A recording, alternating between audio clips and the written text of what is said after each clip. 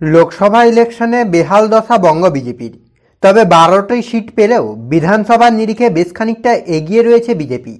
26টি সিটে পিছিয়ে গিয়েছে তৃণমূল। লোকসভা নির্বাচনে তৃণমূল কংগ্রেস ব্যাপকভাবে ফল করেছে বাংলায়। সিট সংখ্যা বেড়ে দাঁড়িয়েছে 29। অন্যদিকে বঙ্গ বিজেপির 18 থেকে সিট সংখ্যা কমে দাঁড়িয়েছে 12। কংগ্রেস জিতেছে একটি সিটে। তবে এত কিছুর মাঝেও কিছুটা হলে স্বস্তির খবর আসছে বঙ্গ বিজেপির জন্য। নির্বাচন কমিশনের দেয়া তথ্য অনুযায়ী 2021 সালের বিধানসভা নির্বাচনে তৃণমূলের সিট সংখ্যা ছিল 216, যা 2024 সালের লোকসভা নির্বাচনের নিরিখে সিট সংখ্যা কমে দাঁড়িয়েছে অর্থাৎ 26টি সিট কমেছে। অন্যদিকে 2021 সালে বিধানসভা নির্বাচনে বিজেপির সিট সংখ্যা ছিল 74। তবে 2024-এর লোকসভা নির্বাচনে বিধানসভার সিট সংখ্যা দাঁড়িয়েছে 92টি, অর্থাৎ 18টি বেড়েছে।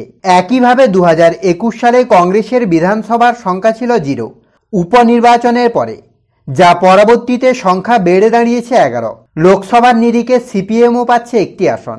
অর্থাৎ পশ্চিমবঙ্গে লোকসভা নির্বাচনে তৃণমূলের আসন সংখ্যা বাড়লেও বিধানসভার নিরিখে বেশ খানিকটা কমছে তৃণমূল। সিট বেড়েছে কংগ্রেস এবং বিজেপির।